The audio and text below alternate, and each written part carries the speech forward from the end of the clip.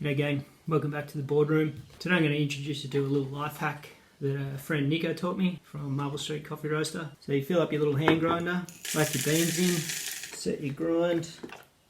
Everyone knows this process can be a little tedious. This is where the life hack comes into it. Open up the chuck on your drill, hook it up to your grinder,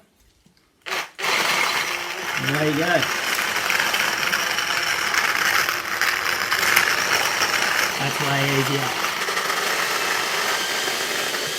All done. Let that sit for a little while. Let's give that a little plunge. Ooh, yeah. Lovely. That was really hot.